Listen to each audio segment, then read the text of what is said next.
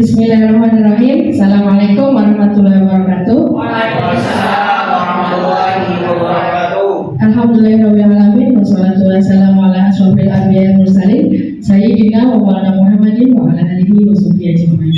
Wa bismillah sodari wa yassir amri wa hlul 'uqdatam min lisani yafqahu qawli. Yang kami hormati Bapak Ibu yang hebat semuanya. Terima kasih atas waktu yang Bapak Ibu luangkan untuk saya. Hari ini SPDI calon guru penggerak Angkatan 9 Kota Banjarbaru. Kali ini saya akan menyebarkan pemahaman dan penerapan pengalaman budaya positif. Di sini santai ya Bapak Ibu ya. Semangat pagi. Pagi. Semangat pagi. Pagi. Iya. Baik, terima kasih. Kita ini dulu ya. Speaking sebentar ya. Kalau saya bilang pagi itu tepuk 1, siang tepuk 2, sore tepuk 3, kalau malam berdiam aja. Siang, pagi, malam. Oh ini pakai jangan dari lagi ya. Siang, pagi, malam. Tunggu sampai siap semua. Pagi, malam. Nanti kan sudah selesai tepuk terus. Mohon izin 1 jam ke depan saya akan menanyakan beberapa budaya positif yang mungkin di SMK 2 juga sudah diterapkan, tapi ini hasil dari modul 1.4 tentang budaya positif guru penggerak yang sekarang saat ini saya berada di CGB Angkatan 9 Kota Banjarbaru. Bagi Bapak Ibu yang mau mendaftar di CGB Angkatan 9 dimohon untuk ini ya, ada kesempatan untuk CGB Angkatan 9 karena subhanallah masya Allah ilmunya banyak sekali Bapak Ibu, dan kita merasa bahwa oh ternyata selama ini kita kok kayak gini ya, ngajarin seperti ini ya. Kita dituntut dari awal bagaimana kita bisa menjadi guru sejati ininya seperti itu. Baik, di sini nanti akan kita bahas ada 8. Yang pertama kita akan berbicara tentang perubahan paradigma belajar. Yang kedua disiplin positif. Yang ketiga nilai-nilai kebajikan. Yang keempat kebutuhan dasar manusia. Yang kelima motivasi perilaku manusia. Yang keenam posisi kontrol guru. Yang ketujuh keyakinan kelas. Dan yang kedelapan adalah segitiga restitusi. Mengapa guru BK ini saya masukkan? Mohon maaf karena di segitiga restitusi ini mungkin memang sudah diterapkan sama guru BK, tapi nanti kita lihat bagaimana kita menangani anak menurut paradigma baru saat ini. Santai aja. Pembelajaran dengan paradigma baru. Kita tahu bahwa kurikulum sekarang sudah pada episode 24, di mana guru penggerak dan sekolah penggerak ada di episode 7 dan episode 8. Nah, kita ini akan berusaha pelan-pelan berubah. Pelan berubah itu tidak sekaligus, nggak bisa. Kalau kita sudah biasa dengan kebiasaan yang mungkin memang buruk atau hal-hal yang memang kurang pantas, untuk berubah itu perlu waktu.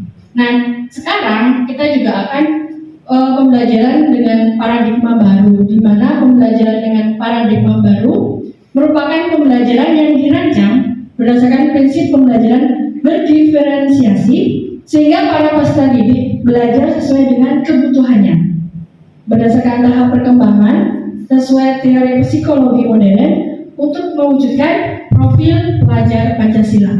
Jadi anak didik kita tuh dididik untuk mempunyai profil pelajar Pancasila Bapak Ibu. Bukan hanya sekedar ketika kita P5 punya proyek, bukan itu. Tapi bagaimana peserta didik mempunyai profil pelajar Pancasila yang seperti apa? 1. Beriman, bertakwa kepada Tuhan mulia, 2 kebinekaan global, 3 bergotong royong, 4 kreatif, 5 bernalar kritis, dan 6 adalah mandiri. Itu yang dituntut peserta didik kita tuh untuk punya itu. Seperti itu. Sebenarnya kita tetap terus bertahap dan sekolah kita sudah luar biasa ya untuk menerapkan ke anak-anaknya. Ada pertanyaan sampai sini? Mas? Santai aja. Kalau ada pertanyaan, pakai mic boleh. Atau ngacungkan boleh. Kalau misalkan saya dengarkan. Ya, monggo Susana. Assalamualaikum warahmatullahi wabarakatuh. Berarti pembelajaran yang paling terbaru masih berhubungan erat dengan P5. Yang kalau itu kan hanya dari karyanya. Nah ini kan dari karyanya biasanya. Kan ada sebagian guru yang beranggapan pentingkah P5 itu dan apa impact baiknya ke siswa. Nah itu kan kalau secara awam menjawab, Bu, kalau biasa kan kalau pembelajaran umum itu kan tertaruh pada buku, ada teori, dan anak-anak itu kalau secara fisikly mereka diam. Tapi kan kalau anak itu punya kecerdasan estetik, mereka suka dengan P5. Entah itu kearifan lokal, atau buat poster, atau misalnya dari rumah sampah, mereka suka. Nah, ada beberapa siswa yang memang butuh buku, dalam tanda kutip, lebih suka pembelajaran itu yang berhadapan dengan laptop saja, tidak menggunakan gerak fisik. Jadi kan sepengetahuan saya jawab semampu saya yang saya alami di kelas. Saya menemukan beberapa siswa ada yang kinestetik, ada yang terpaku pada ya. Jadi menurut pendapat saya masih bagus gitu. Jadi jalan antara otaknya, kanannya dengan fisiknya. Pernyataan bukan jawab pertanyaan. Pernyataan. Baik, Bu Susana. Jadi sebenarnya program pelajaran Pancasila itu yang diajarkan sebenarnya awal-awalnya itu bagaimana anak itu punya semangat yang 6 dimensi tadi. Baru proyeknya itu buat apa? Proyek itu sarana buat mengembangkan yang mandiri, mengembangkan bergotong royong, mengembangkan kreatif. Ya, cuman pelan-pelan ya kita benahi. Kemarin alhamdulillah yang kearifan lokal sudah mulai nanya ke anaknya. Nah, kita bagusnya kearifan lokal ngapain ya? Kan ada macam-macamnya, layang-layang dan sebagainya. Ternyata sudah pilihan. Ibaratnya kita sudah ke anak kan, bertanya ke anak, dan ternyata banyak yang nanti ada festival layang-layang dan sebagainya. Itu kenapa sih kita harus kearifan lokal? Karena kita masuk ke kebinekaan global, di mana kita itu tetap maju, tetap ipteknya maju, tapi jangan sampai pernah memindahkan yang namanya kearifan lokal. Begitu Bu. Jadi intinya sebenarnya nanti pelan-pelan dirubah seperti yang Bu Pama bilang kemarin ya. Kita ke sikap Bu yang Bali nanti dia perlindungan ya Bu Pama ya. Ya saya sangat setuju sekali. Dan memang sebenarnya proyek itu nomor sekian. Terakhir puncak tema itu nomor sekian sebenarnya. Yang penting itu adalah anak itu punya profil pelajar Pancasila. Diharapkan di tahun 2045 nanti kuatnya tanggung-tanggung gitu. Karena suatu saat nanti kita akan digantikan dengan robot. Ada lagi pertanyaan? Masih panjang jalannya. Lanjut ya. Miskonsepsi tentang teori kontrol. Yang pertama, ilusi guru mengontrol murid. Kita ini hari-hari itu kontrol murid kan. Nah, kamu harus gini. Nah, kamu harus gini. Ya. Kemudian ilusi bahwa penguatan positif, efektif, dan bermanfaat. Kayaknya kalau kamu kayak gini, nanti kayak gini.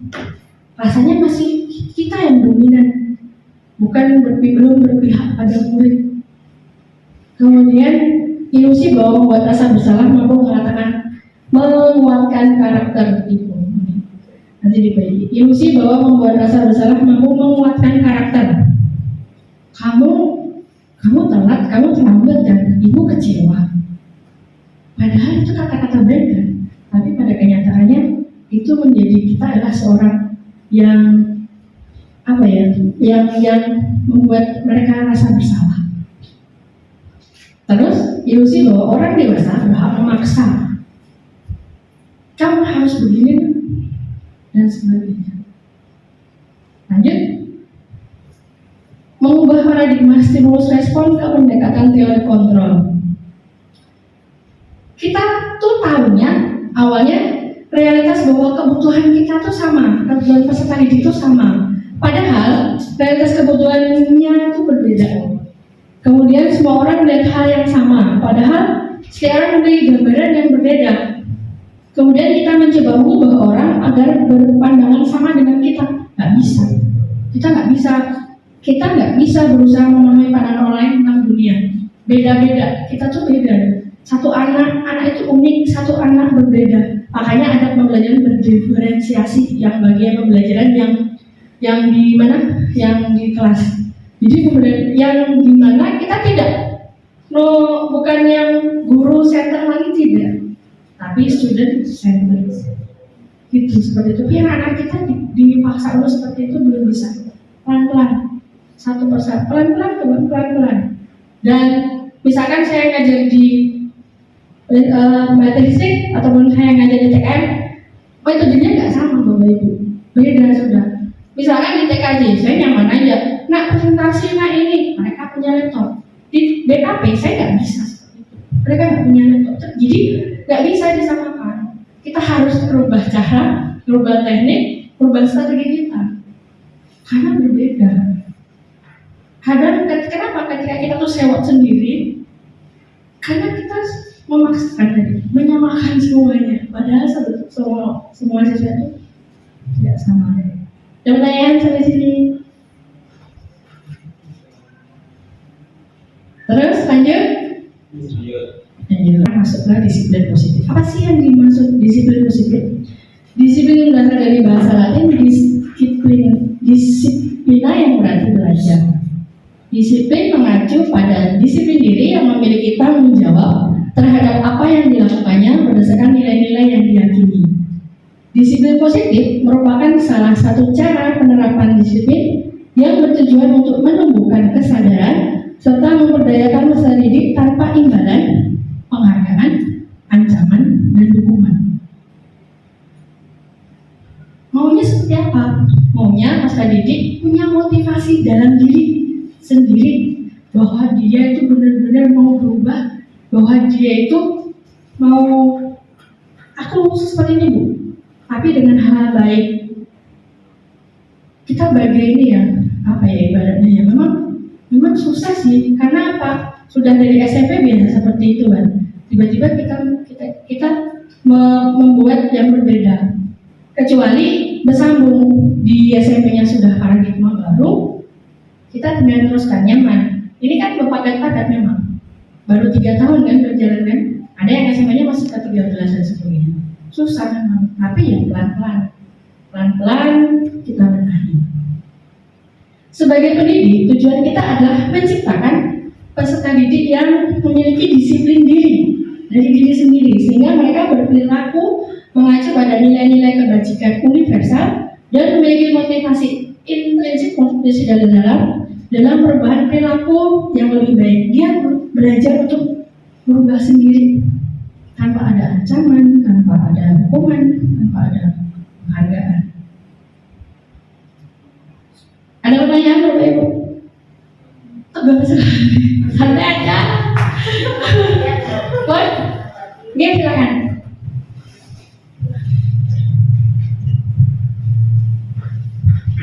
Terima kasih Bu Maria atas kesempatannya. Assalamualaikum warahmatullahi wabarakatuh. Dengan penjelasan Bu Maria ini tentang disiplin positif tadi, mungkin tadi ketika Bu Maria ini menyampaikan slide sebelumnya yang terkait dengan ilusi kontrol ya tadi. Ya, situ kan guru sebelum paradigma baru masih kebanyakan mengontrol siswa. Kita berpikir kita yang mengendalikan siswa. Kita menyuruh mereka ini itu, mendikte mereka ini itu. Nah mungkin dampaknya tadi mereka akan ikut dengan kita. Ada sebenarnya itu semu. Ketika kita tidak mengawasi atau ketika kita tidak di depan mereka, mereka ya kembali jadi diri mereka sendiri. Jadi kaitannya tadi dengan disiplin diri di situ ada kesadaran diri. Ya, mungkin kemarin kita sudah ada juga mindfulness atau istilahnya seperti itu ya Bu ini. Jadi kesadaran diri itu sendiri kan kesadaran gurunya dulu. gurunya sadar dulu, baru membantu kesadaran siswanya. Nah mungkin bertanya di ujung-ujungnya. Ya menurut Bu Marini tadi bagaimana kita bisa mendidik siswa kita agar mereka itu motivasinya itu adalah untuk kesadaran diri, bukan karena nilai, bukan karena untuk kita puji, seperti itu. Jadi tidak usah jauh-jauh, contohnya misalnya sampah saja. Di kelas saya kan saya sering menegur beberapa kali, nak tolong kalau misalnya bak sampah penuh dibuang, kamu enak aja kamu lihat seperti itu. Nah seperti itu kan.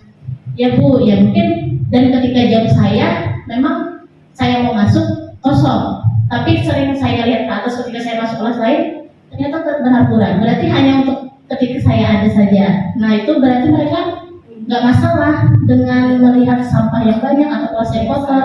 Nah menurut Bu Marini seperti apa sih cara kita dari hal-hal yang kecil itu saja dulu membuat mereka aku harus sadar kebersihan ini untuk kepentinganku, bukan kepentingan wali kelas, guru atau yang lain. Terima kasih Bu Marini. Baik, terima kasih atas pertanyaannya Bu Ain. Pertama, kita membuat yang namanya keyakinan kelas. Bingung ya, sobat, peraturan bukan kesepakatan kelas dan keyakinan kelas. Ya, sekarang yang dipakai itu adalah namanya keyakinan kelas. Di mana keyakinan kelas itu bukan hanya saya aja, tapi keyakinan kelas itu disaksikan. Mungkin nanti saya sama Bu Ain. Saya tadi sudah nyoba di kelas Bu Yayu. Keyakinan kelas yang untuk semuanya, terutama yang utamanya ternyata mereka intinya seperti mau gimana sih kelas kamu. Yang jelas ketika membuat keyakinan kelas itu memakai yang nanti ada Bu setelah ini saya jelaskan. Yang jelas punya keyakinan kelas yang disepakati bersama dan itu dari kesadaran diri kita, kemudian dari kesadaran anak-anak. Ujung-ujung anak itu menuliskan yang benar-benar dari mereka dan disepakati.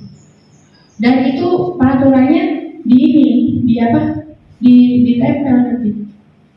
Kalau ada peraturan berarti kan ada dilanggar. Nah itu kesepakatan lagi, keyakinan kelas lagi. Kalau dilanggar gimana? Kalau ini gimana? Itu yang bikin. Itu yang pertama. Untuk memulai dan insya Allah nanti akan mau izin sama Bapak tadi sudah, nanti akan membuat keyakinan kelas setiap kelas. Jadi semua kelas ada keyakinan kelasnya. Nah yang jadi polemik adalah tadi ngobrol sama Pak Rizky, rambut Pak ya, karena kadang-kadang yang sedih juga, jadi, nah itu jadi polemik juga. Jadi nanti mau diperbaiki lagi. Ada keyakinan kelas, ada keyakinan sekolah.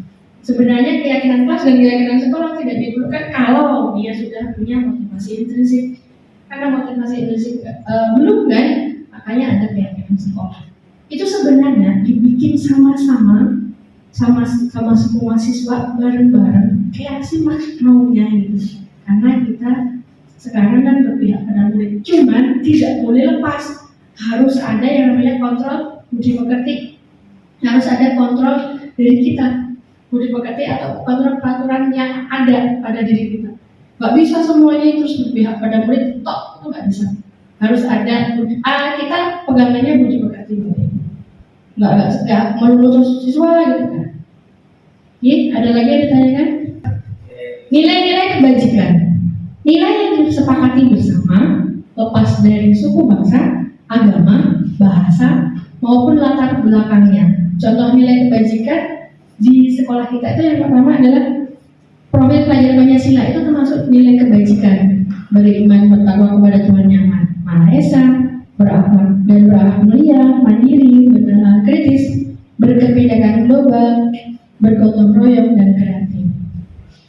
Yang kedua, IB Primary Years Program, di mana itu yang dimaksud itu adalah program pendidikan yang didirikan dengan tujuan memberikan pendidikan holistik kepada siswa. Toleransi, menghargai, antusias, empati, keingintahuan, kreativitas, kerjasama, percaya diri, komitmen. Kemudian yang selanjutnya, keterampilan hidup.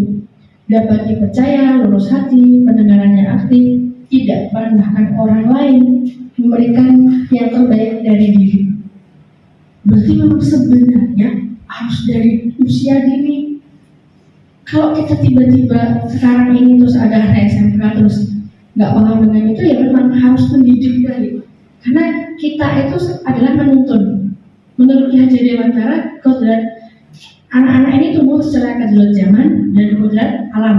Nah, kalau misalkan kita mendidik mereka dengan zaman kita, nggak pas Bapak Ibu. Jadi kita didik dengan kodrat zaman mereka seperti apa? Itu menurut Ki Haji Dewantara. Dan kita adalah menuntun, mengajar dan mendidik, bukan hanya sekedar mengajar, transfer ilmu selesai. Tidak. Ini semua guru yang boleh ideal sekali. Menuntun, mengajar dan mendidik, bukan hanya sekedar transfer ilmu. Berat ya kayaknya ya. Wow. Karena sesuai dengan Undang-Undang Sidiknas, iya kan? Tahun 2003 menyatakan bahwa kita kan yang dimaksud pendidik adalah yang mendidik dan mengajar dan mendidik. Seperti itu. Sama dengan polisomenya Ki Haji Dewantara. Kebutuhan dasar manusia adalah sesuatu yang kita lakukan untuk mendapatkan apa yang kita inginkan. Seluruh tindakan yang kita lakukan memiliki tujuan tertentu dan semua usaha terbaik yang kita lakukan adalah dalam rangka agar kebutuhan dasar kita terpenuhi dengan baik. Kita punya 5 kebutuhan dasar manusia, kita semuanya. Yang pertama, bertahan hidup. Pasti kan kita butuh pakaian, makan, tempat tinggal, keamanan, kesehatan ya, semuanya. Kemudian kasih sayang, ya kan? Gak ada hampa kan? Pasti gak ada kasih sayang.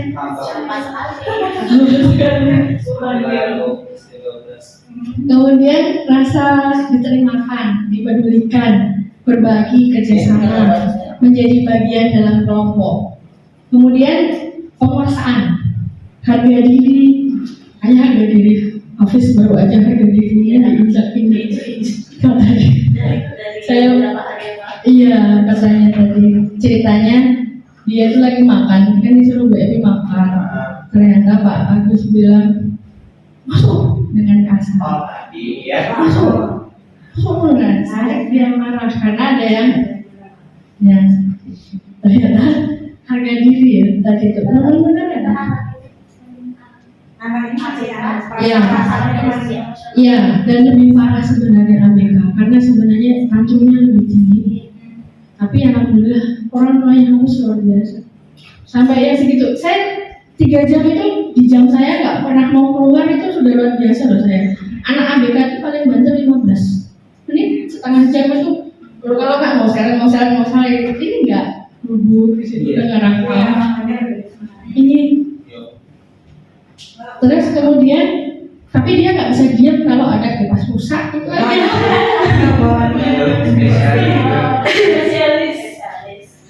Nanti jadi kan pengusaha kipas angin ini sampai kan kita usahanya kan itu aja tinggi. Kemudian harga diri, keinginan untuk dianggap memimpin, berprestasi, diakui, didengar. Kita sarik loh kalau dengar yang aja sama suami ya yang ketika memanggil kan ada didengarkan sarik loh ya seperti itu sudah kebutuhan dasar manusia ya kan Pak Ismail ya.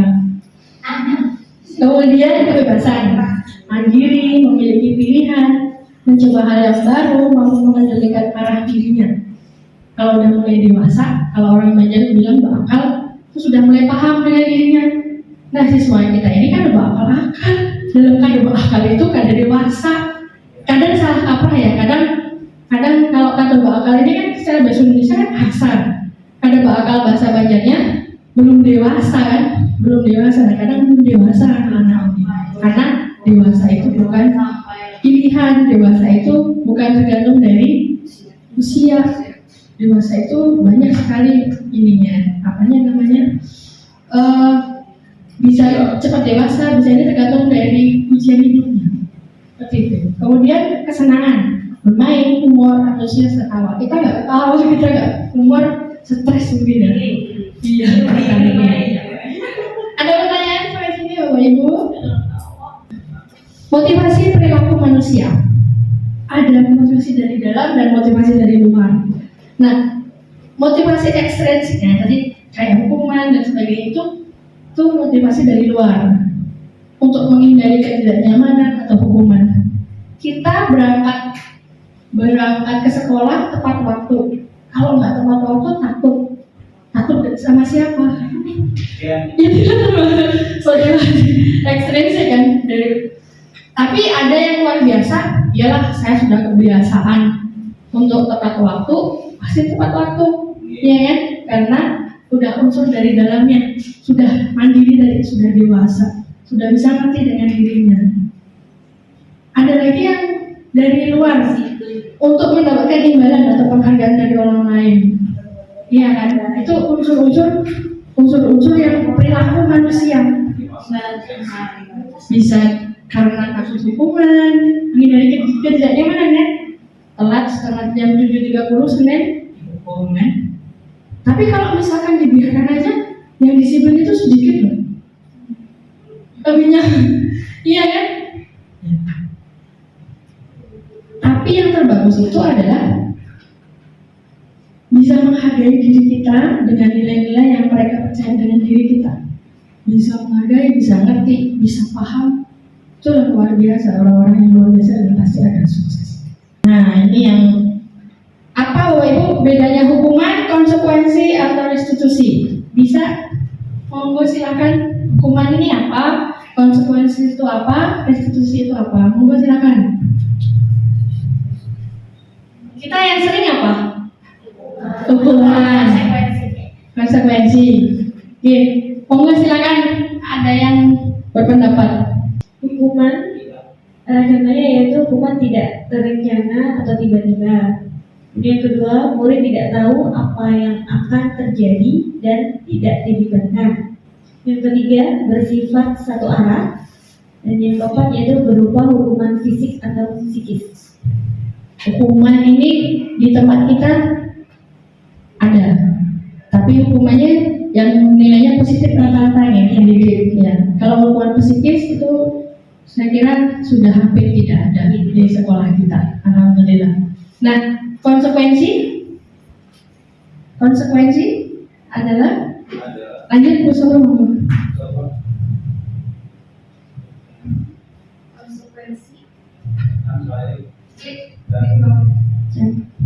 Konsekuensi yaitu terencana, disepakati sesuai aturan. Yang kedua yaitu murid dibuat tidak nyaman. Yang ketiga, sikap guru selalu memonitor murid. Berarti hampir mirip kayak hukuman gitu, konsekuensi. Kalau dia salah, ya kan? Iya. Iya. Kemudian yang terakhir yang mungkin baru dengar Bapak Ibu nggak? Monggo Bu Yayu, restitusi.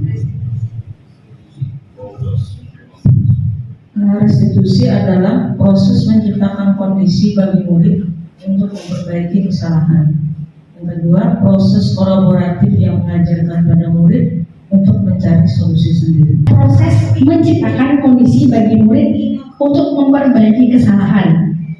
Kemudian proses kolaboratif yang mengajarkan pada murid untuk mencari solusi sendiri. Tahap restitusi yang pertama, menstabilkan identitas. Yang kedua, validasi tindakan yang salah. Dan yang ketiga, menanyakan keyakinan, menstabilkan identitas. Jadinya, berdasarkan prinsip membuat kesalahan sehingga menggeser identitas ke identitas sukses. Validasi tindakan yang salah. Jadinya, berdasarkan prinsip setiap perilaku berupaya memenuhi suatu kebutuhan tertentu.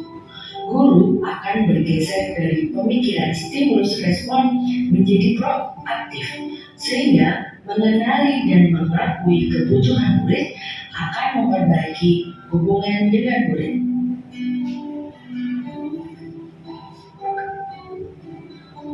Menanyakan keyakinan. Murid akan diberi pertanyaan-pertanyaan bermakna untuk memunculkan motivasi secara intrinsik, sehingga mampu mengaitkan keyakinan dengan tindakan yang salah. Kasus pertama, anak tidak terima pekerjaannya selalu dicontek panah. Ia marah dan tidak bisa mengendalikan emosi. Berikut adalah contoh penyelesaian masalah dengan menggunakan segitiga restitusi.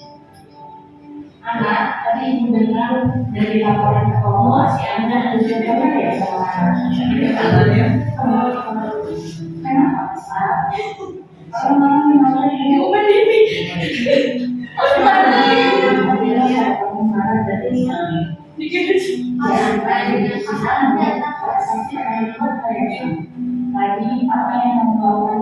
Mendekati identitas, yang kedua validasi tindakan yang salah, dan yang ketiga menanyakan keyakinan. Jadi yang saya bilang tadi buat pertama kali kita harus punya keyakinan kelas.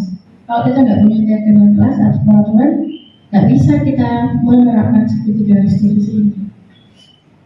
Atau keyakinan sekolah, kalau misalkan yang di guru BK yang misalkan ada anak bermasalah. Tiga restitusi. Yang pertama, menstabilkan identitas. Yang kedua, validasi tindakan yang salah. Dan yang ketiga, menanyakan keyakinan. Saya sampai sini. Ini ada kasus pertama deh.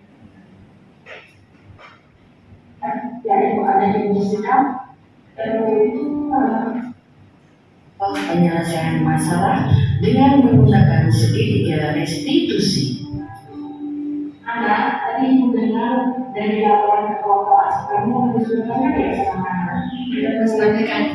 Ini menstabilkan identitas. Namanya jujur kan? Oh gitu, adalah laporan marah dan besar. Jika itu ada di posisi kamu, saya pasti akan membuat jadi memang untuk terus memperhatikan tentangnya. Oh gitu, pasti kamu membuat seperti itu ada alasannya ya. Ya bu, karena saya susah segala saya tinggal sampai saja bu. Ya mau enaknya saja bu. Ya wajar kalau merasa marah karena pekerjaanmu dicoba lebih besar sama. Ibu sangat menghargai cara kamu yang tidak berbuat lebih dari pada itu seperti itu atau berbanding. Sekarang coba salah dan juga media sesuai kalau tidak ada keyakinan Menanyakan keyakinan kelas. menurut kamu keyakinan kelas apa yang kamu lakukan? Saling menghormati dengan ya betul. Menurut kamu menghormati orang itu penting atau tidak? Baik, kalau penting keyakinan apa yang kamu lakukan harus bersabar dulu. Apa yang kamu lakukan?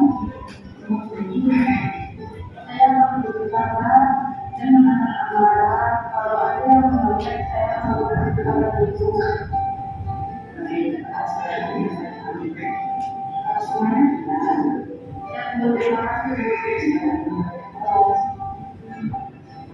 Nama saya Anang Mutiara dari kelas 12 TKPLC. Saya sangat senang diajak berdiskusi oleh guru saya.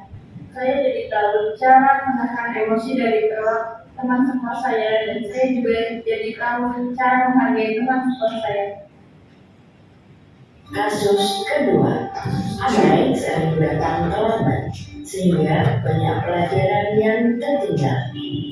Berikut adalah contoh penyelesaian dengan segitiga restitusi. Sampai tadi ibu mendengar dari guru BK, kamu datang lambat ya? Ya bu. Menurut Abai, sudah berapa kali datang lambat? Sudah 5 kali bu.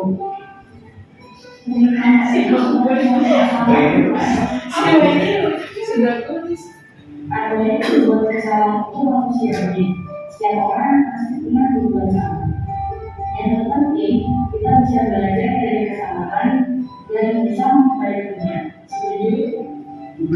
Kita cari solusinya ya. Ya bu. Abai sering datang lambat, pasti punya alasan. Kenapa Abai sering datang lambat? Saya belajar menentukan apa bu? Validasi tindakan yang salah. Iya bu. Kamu tahu keyakinan pelajaran sudah kita sepakati. Iya tahu. Setelah belajar di sekolah, sesuai dengan keyakinan kelas tidak ada. Tidak bu. Menurut kamu, keyakinan kelas apa yang datang lambat? Ibu. Menurut kamu, disiplin itu penting tidak? Ibu, karena saya jadi tepat waktu dan memakai waktu. Betul. Karena saya waktu itu sangat penting karena bisa memberikan kita bisa menghargai orang-orang yang di sekitar kita, kemudian pekerjaan kita tidak menumpuk dan juga perhatian sangat pendidikan. Ibu, saya yang salah sudah sering terlambat. Saya mohon maaf sudah sering terlambat. Iya, baik. Sikap yang sangat baik sudah dilakukan dengan cara meminta maaf. Menurut kamu, apa yang harus kita lakukan supaya tidak terulang lagi? Saya akan hidup lebih cepat dan membela Ibu. Dan sampai kamu sekarang sudah tahu solusinya. Nanti saya akan segera bekerja sama dengan orang tuamu supaya kamu tidak terulang lagi. Ya, terima kasih Bu. Silakan dengan berdoa. Assalamualaikum warahmatullahi wabarakatuh. Nama saya Rizky Akbar dari kelas 12 sekretariat. Terima kasih guru karena sudah mengajak berdiskusi untuk menemukan solusi atas kesalahan yang telah saya lakukan. Saya tidak akan begadang lagi supaya tidak terlambat ke sekolah. Terima kasih sudah menyaksikan video ini. Assalamualaikum warahmatullahi wabarakatuh. Salam guru penggerak. Itu suara saya. Kembali ke sini. Teman konsekuensi dan restitusi ternyata memang berbeda dan jadi intinya apa? Membuat anak nyaman. Saya sudah berdalih ke teman-teman ya. Di sekolah saya ini latihan semua, gitu kan. Terus gimana anaknya dari latar belakang yang ini, kemudian apalagi yang mengalami buat kelas TKR gitu. Coba dikasih restitusi, nyambung nggak ada? Rata-rata malah berbohong dan sebagainya kan. Saya sudah dialog gitu dengan teman-teman saya. Ya, karena memulai itu memang tidak bisa langsung semuanya bisa berubah. Teman-teman saya yang di SD, pas sekolah yang SD dekat Landasan Barat itu butuh 3 tahun untuk menstabilkan teman-temannya bisa jadi guru penggerak semuanya. Dan sekarang ini kenapa jadi Pak Rasra belajar ID dibiarkan? Karena sekarang ini di rapor pendidikan sekolah yang bagus, sekolah yang sudah baik itu satu, email belajar ID-nya aktif semua, guru dan siswa. Yang kedua, lebih banyak guru penggeraknya. Tuh, sekolah yang baik sekarang ditinjaunya dari situ. Jadi mohon Bapak Ibu yang sudah Bunara, Bu Heni 5 tahun sudah. Nah, Bu Heni sudah 5 tahun. Nah, Bu Heni, Bunara, Pak Tun. Karena soalnya syarat utamanya sebelum 50 dan 5 tahun mengajar. Iya. Silakan CGB 11. Yuk, Pak Tus.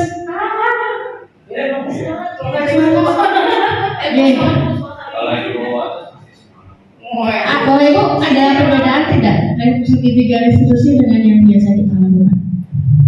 Ini terkait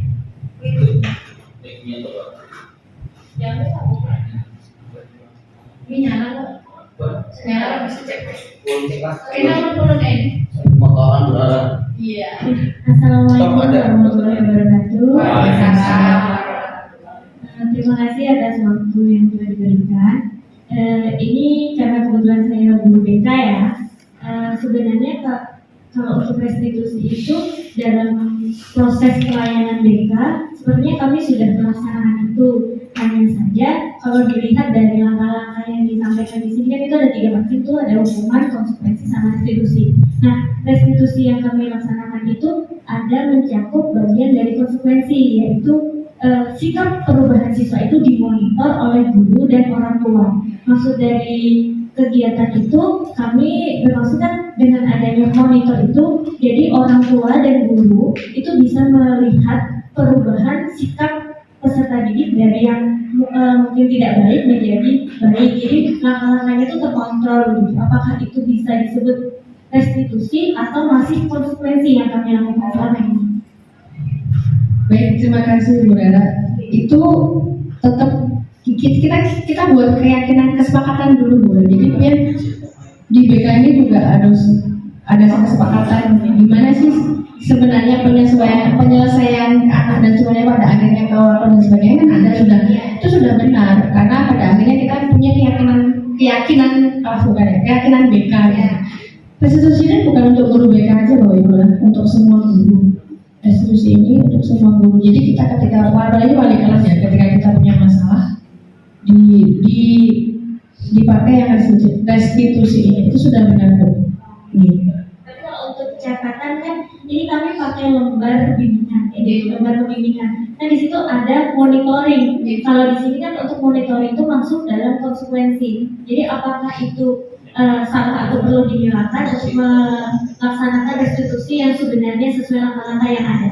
Kalau di kesepakatan yang ada monitoring yang dihilangkan. Kembali ke Bapak Ibu ini tidak baku ya. Kembali lagi ke tapi alangkah baiknya kita tuh tidak harus tiba-tiba menghukum siswa tanpa siswa tahu gitu. Sebenarnya di sekolah kita tuh sudah ini sudah tepat lah, ada peraturan, ada ini dan cuman kan ada beberapa yang belum, yaitu kesepakatan peraturan belum dibikin secara bersama-sama dan belum berpihak pada siswa kan. Intinya siswa ini belum ikut adil. Cuman gini, yang jelas ada batasan yaitu yang namanya budi pekerti tadi. Bu Marini masih tentang yang restitusi tadi, bisa Bu Marini balik sebentar lagi Bu Marini. Ya, kalau melihat dari sini kan, kalau melihat dari kenyamanan siswanya, mulai dari hukuman, konsekuensi, restitusi, kayaknya melandai ya Bu ya, melandai seperti itu. Kalau kita lihat dari segi emosinya. Nah terus yang jadi pertanyaan, kalau konsekuensi kan di situ Bu ada poin terencana, disepakati dan sesuai aturan. Nah terus kalau restitusi itu tadi kata Bu Marini landasannya adalah keyakinan kelas. Kalau kita tingkat sekolah ada keyakinan sekolah. Nah mungkin supaya lebih paham Bu Marini bentuk dari keyakinan kelas atau keyakinan sekolah itu apakah dalam bentuk rule atau poin-poin seperti yang kita punya di kesiswaan itu, atau seperti apa? Itu kan restitusi ini kan berarti tidak terjadi secara insidental kan Bu Marini. Artinya ada programnya juga, ada tata caranya juga sampai kita berbuat. Nah mungkin sebelum kita melakukan yang tadi kayak Bu Marini, mungkin ada ragu-ragu yang tadi disebut keyakinan kelas. Nah mungkin supaya tidak abstrak, keyakinan kelas itu gimana bentuknya kayak gitu Bu Marini. Terima kasih. Keyakinan kelas nanti ya kita akan habis ini ya, di slide berikutnya. Kita harus punya keyakinan kelas atau kalau dulu tuh namanya peraturan, dulu tuh namanya kesepakatan kelas atau peraturan sekolah. Nah sekarang ini namanya keyakinan sekolah atau peraturan keyakinan kelas. Nah bedanya itu keyakinan kelas itu disepakati oleh bersama-sama dengan murid. Kalau ini kan punya kita ini sementara peraturan sekolah yang memang sudah diatur dari awalnya kan. Nah itu ya kita kan nggak bisa sekaligus yang harus berubah kadang gawat. Saya juga nggak bisa kan. Jadi kan kata Bapak tadi juga kan sebelumnya kan Bapak dengan yang sama seperti ini tetap dipakai punya kita, tetap yang kita utamakan adalah disiplin positifnya seperti itu. Jadi ya tetap kita pakai ya konsekuensi itu, tetap peraturannya tetap kita pakai. Atau mungkin mana tahu nanti berubah, kita diskusikan dulu kata Pak Rizky tadi seperti itu. Jadi memang tidak bisa yang satu dipakai, satu ini nggak bisa. Harus semuanya kalau misalnya mau berubah pelan-pelan berubah. Gitu. Kan ya. Nah, ini posisi kontrol guru, macam-macam guru.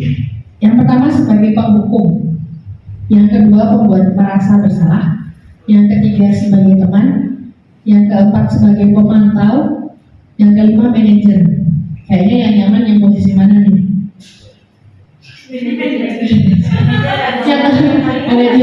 Manajer ya, sepertinya ya. Kita cek dulu. Ya, Pak Tun tadi sudah. Ini ada sebuah kasus. Siswa tidak memakai atribut lengkap saat upacara. Kalau orangnya itu penghukum, dia akan bilang hormat kepada bendera 1 jam. Nah, hukuman. Penghukum kan? Kemudian ada yang membuat merasa bersalah nih. Berapa kali Bapak Ibu harus beritahu kamu, tetapi kamu selalu membuat kecewa. Sering gitu. Saya juga pernah gitu. Lebih malu aja. Lebih malu aja. Kan kayak gitu, kayak nggak pernah dikasih tahu aja, gitu kan? Ya. Ternyata itu salah. Ternyata itu kurang tepat. Iya, ternyata kira-kira benar gitu. Ternyata iya. Bukan salah sih, apa sih? Masuk ke pembuat merasa bersalah gitu. Lanjut. Tapi ada juga bagian-bagian yang memang harus maksudnya gitu, harus sesuai situasi, kondisi, ya kan? Situasi, kondisi dan domisili. Misalkan, mohon maaf, teman-teman saya satu hasil itu orang Balangan Tabalong. Karena awak jadi yang dihalusi di sana, di situ main parang. Jadi ini tidak bisa ibaratnya plot yang kita harus jadi manajer melulu kan. Kita lihat dulu bagaimana situasi kondisi tadi. Yang kedua, kita jadikan teman. Ayo dong ikuti peraturan sekolah. Tolong bantu Bapak Ibu ya. Sekali ini aja. Lain kali jangan berbuat ini lagi. Ngobrol ya. Kan emang sebenarnya usia 17, 46 ini sudah dijadikan teman ya. Ya, sudah jadi ngobrol. Ya, tapi kalau kelas 10 pada bawah, jangan sekali-kali jadikan teman. Oh enggak. Kelas 10 seperti itu. Ya. Kelas 11, 12 sudah mulai nyaman. 12 kadang kalau belum paham, belum dewasa muda, dilepas itu baru bisa. Oke, lanjut. Kamu sudah melanggar peraturan sekolah berapa kali? Kamu tahu konsekuensinya. Setelah itu beli atribut di LSP kalau udah melanggar, itu pemantau. Atau Bapak lihat, kamu sudah dimakan. Bukan dari siswanya sendiri gitu kan? Kan kalau yang dari siswa tadi kan sudah berapa kali, kan? Dia yang jawab kan siswanya, bukan kita yang memantau ya. Nah seperti itu. Lanjut, yang terakhir adalah manajer. Kamu tahu kesalahanmu, kira-kira bagaimana kamu memperbaiki kesalahan? Gitu ya. Ada solusi. Nyaman di manajer ini nyaman banget. Terus manajer. Tapi tadi tergantung situasi kondisi. Beneran. Ini masuk ke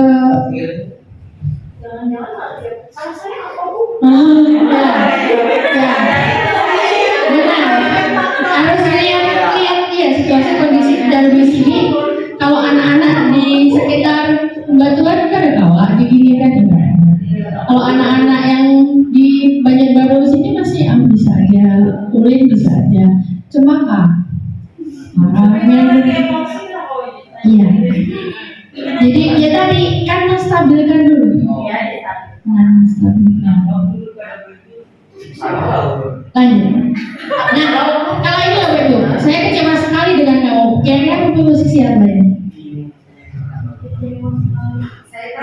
Iya, merasa bersalah. Yang ini kamu tidak pernah benar melakukannya. Pemantau, benar. Nih, apa rencanamu untuk menyelesaikan masalah ini? Manajer. Pokoknya manajer terus berbahagia merdeka lu. Ayolah lakukan demi Bapak Ibu ya. Teman, kamu tidak akan pernah mendapat nilai jika tidak mengerjakan tugas. Apa sih? Kita lihat lagi.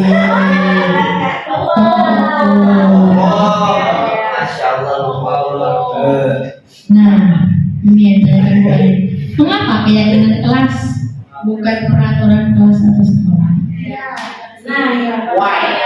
Karena beda. Karena peraturan sekolah itu dibuat satu pihak, benar satu pihak. Kalau kayak keyakinan kelas kita buat sama-sama begitu. Ini pembentukan keyakinan kelas. Saya tadi pagi mempraktekkan di kelas Bu Yayu.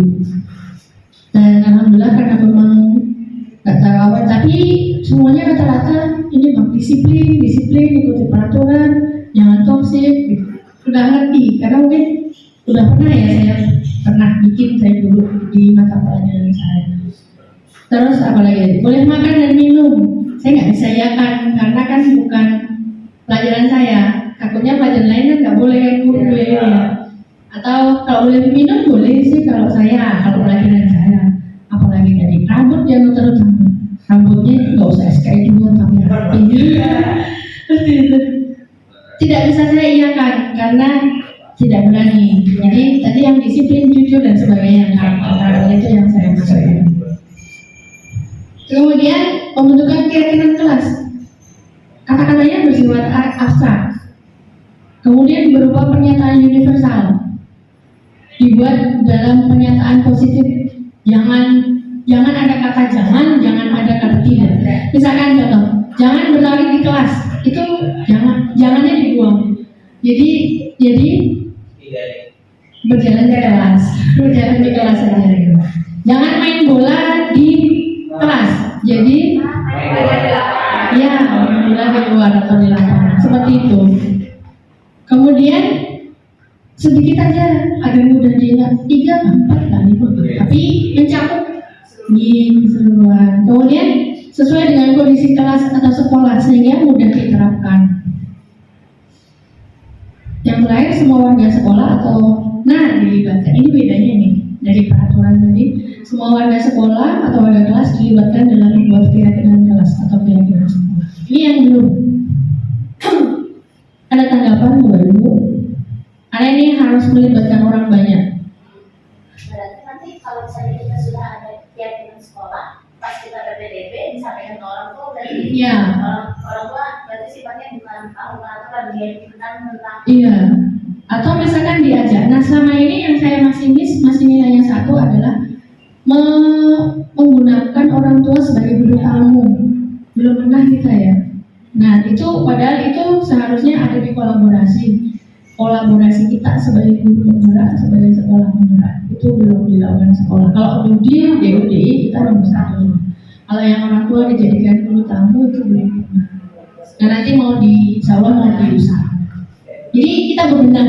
Nanti insya Allah ada visi misi yang sama-sama guru semuanya menyangkut sekarang. Di rapat pendidikan SMK 2 itu satu yang belum benar kemarin juga dari Korwas ya, visi misinya masih diperbaiki.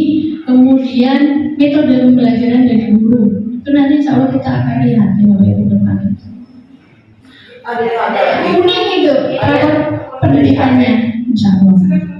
Rapor pendidikannya kuning atau mungkin jadi 1.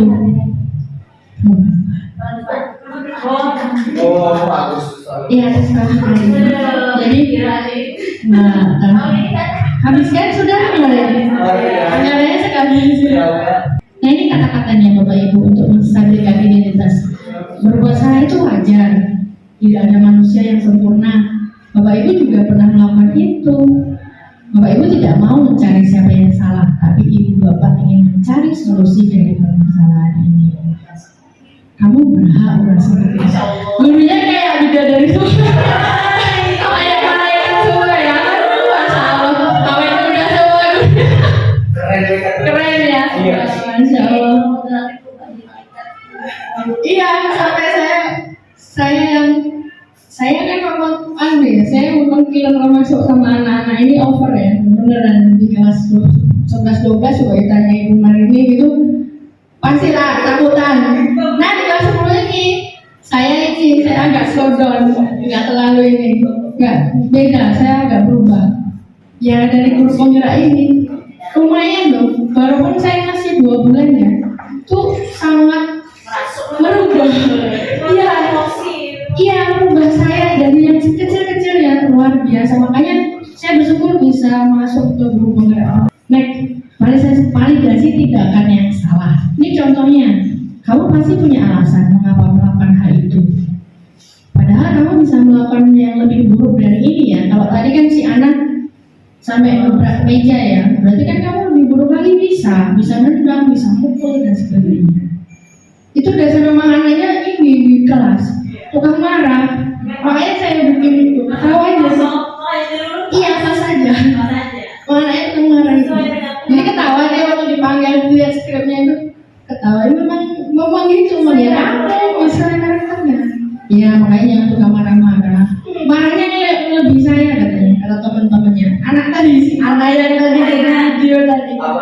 Anak ya, anak. iya. Emosinya. Emosinya sih kayak lanjut. Si anak tuh emang Iya. Jadi saya kasih ini teman. Kamu patut bangga karena telah melindungi sesuatu yang penting buatmu, atau kamu melakukannya karena mempertahankan sesuatu yang penting bagimu. Ini menanyakan keyakinan. Apa keyakinan kelas kita? Nah, harus ada. Nilai-nilai apa yang telah disepakati bersama? Seperti apa gambaran sebuah kelas yang ideal menurut kamu? Kamu ingin menjadi orang yang seperti apa? Seperti itu. Bijak sekali ya gurunya ya, Masya Allah. Senyum kemana-mana gitu. Terakhir, penutup. Dalam penerapan program disiplin positif, hendaknya guru memiliki standar kepribadian, profesional, dan sosial yang baik, di mana guru mampu merefleksi dirinya dalam posisi kontrol saat ini. Bagaimana perjalanan dirinya sebagai among atau manajer yang menuntun murid-muridnya menjadi insan yang mandiri, merdeka, dan bertanggung jawab. Sekian dari saya Bapak Ibu. Kalau ada pertanyaan kita boleh tanya jawab lagi. Saya akhiri dulu, saya tutup dulu. Jika ada salah kata, berelaan, mohon maaf jika banyak sekali mungkin kata-kata yang menyinggung kelebihan, mohon dimaafkan, mohon diikhlaskan. Subhanakallahumma wa bihamdika, asyhadu an la ilaha illa anta, astaghfiruka wa atubu ilaik. Assalamualaikum warahmatullahi wabarakatuh.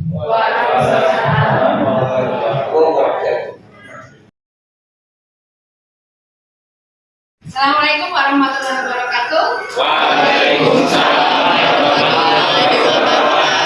Selamat pagi. Selamat pagi. Alhamdulillah kita bertemu lagi ya anak-anak ya.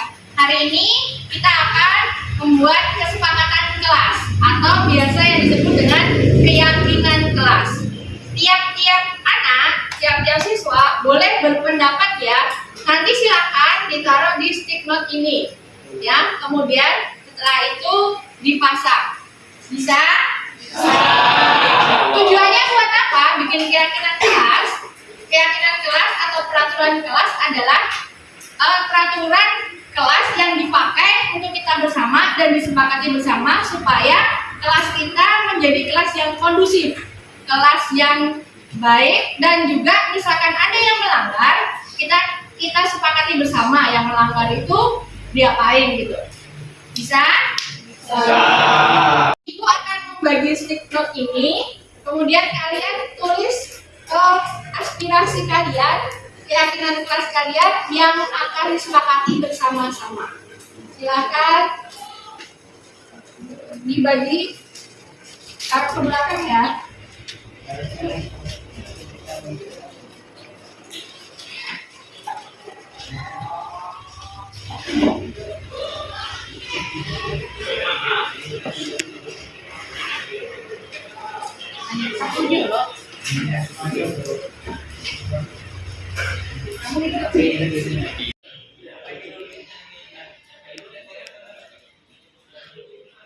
Jangan ada kata-kata negatif ya Kak ya. Kalau bisa positif aja sebentar. Kalau sudah, ya.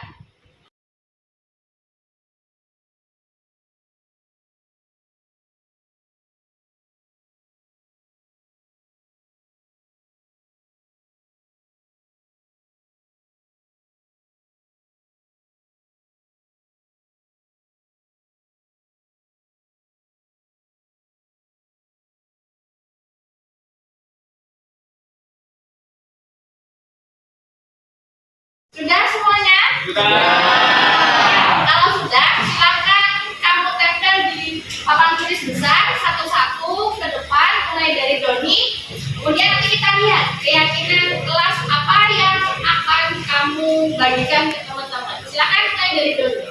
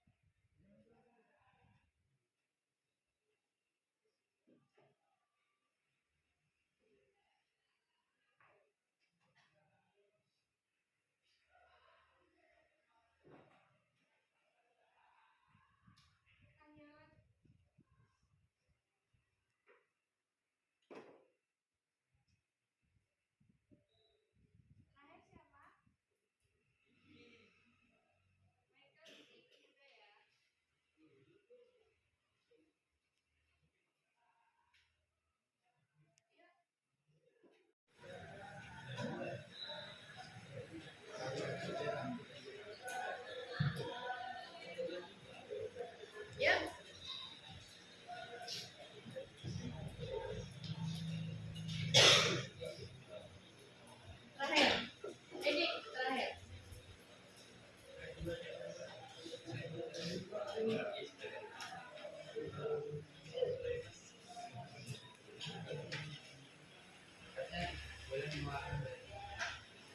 Nah, siap.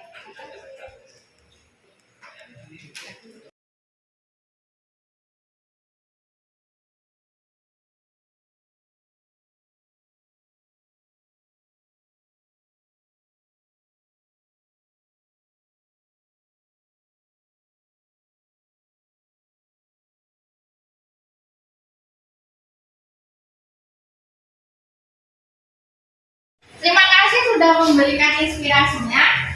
Kemudian kita akan membacakan satu-satu ya kesepakatan kelas apa yang dominan yang lebih banyak di sini. Diam saat guru menerangkan. Setuju? Setuju. Kemudian sopan dan santun kepada guru.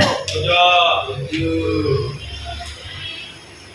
Berbicara yang sopan sama ya. Ya. Disiplin. Ya. Rambut tidak harus SKI 2, yang penting rapi. Setuju. Ada kata tidaknya. Nggak boleh.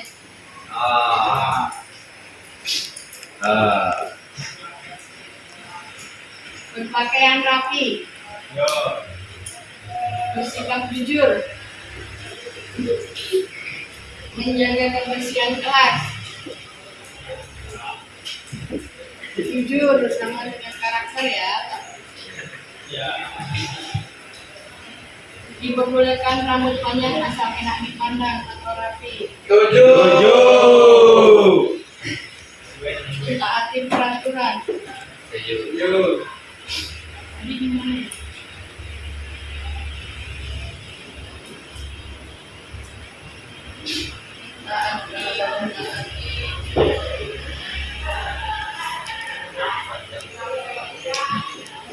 Diam saat guru.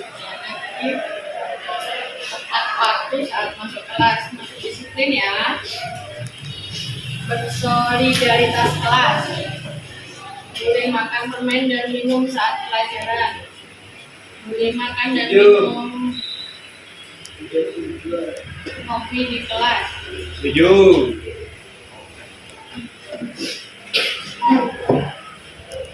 Fokus dalam pembelajaran.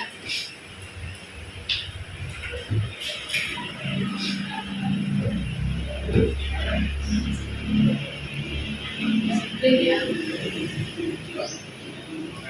Menaati peraturan. Menjaga kebersihan dan kerapian. Menjalankan tiket dengan tertib. Diperbolehkan berambut panjang asal rapi. Setuju. Setuju. Boleh main game saat jam kosong. Bertanggung jawab.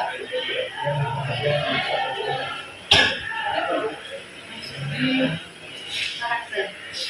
Diperbolehkan berambut panjang. Setuju. Boleh makan permen.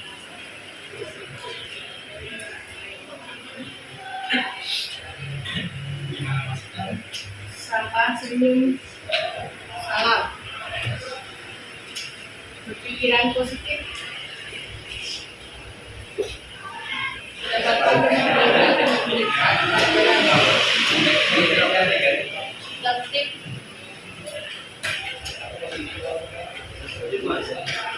Tidak membuli. Satu lagi, rambut tidak agresif. Nah, ini secara garis besarnya. Yang pertama, sopan dan santun kepada guru. Yang kedua, disiplin, tepat waktu, mentaati peraturan. Yang ketiga, boleh minum saat pembelajaran. Ya. Kemudian yang keempat, berpakaian rapi. Yang kelima, bersikap jujur atau berkarakter, bertingkah laku yang baik, berakhlak mulia dan sopan santun, taat kepada agamanya. Selanjutnya, menjaga kebersihan kelas. Kemudian bersolidaritas kelas. Sapa, senyum, salam. Kemudian jangan membuli. Baik, terima kasih, itu kesepakatan kelas kita. Setuju? Setuju.